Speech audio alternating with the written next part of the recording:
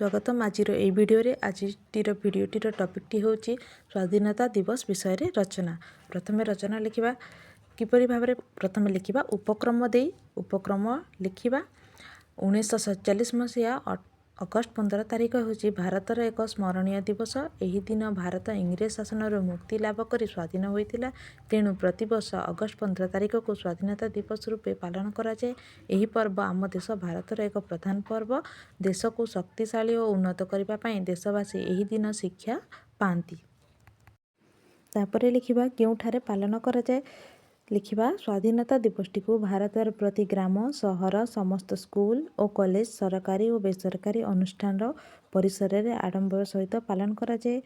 एपरिकी कौन व्यक्ति विशेष निज निज बासभवन में छात उपर यह जातीय पताका उड़ाई थांती। नेक्स्ट लिखा विद्यालय स्वाधीनता दिवस पालन। यही दिवसटी विद्यालय मानक महाआडंबर पालन कराए। स्वाधीनता दिवस पूर्व दिन विद्यालय हता को सफा कराए विभिन्न पुष्प और रंगीन कागज रे सजा जाए। पताका पीठटी फूल द्वारा भल भाव सजा जाए। शिक्षकों परामर्श क्रमे सकाळे छात्र छात्री माने स्कूल पोशाक पिंधि विद्यालय को आसती। तापर प्रभात फेरी हुए। महात्मा गांधी की जय, स्वाधीन भारत की जय ध्वनि रे गगन पवन कंपी उठे। प्रभात फेरी पर छात्र छात्री माने विद्यालय रे एकाठी हुअंती।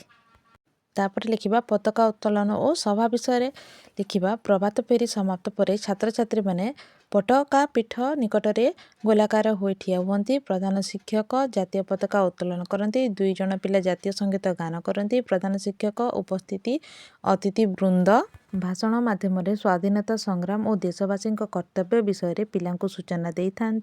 छात्र छात्री माने भाषण दियंती। कृति छात्र छात्री मानक पुरस्कार प्रदान कराए। छात्री माने देशात्मबोधक संगीत गान करथांती। उपस्थित दर्शक यही उत्सव को उपभोग करुथांती। पिला मानक मिष्टान बंटन कराए। सूर्यास्त पूर्व तिरंगा पताका अवतरण कराए। एहिपरि भाव दिवसटी को पालन कराए।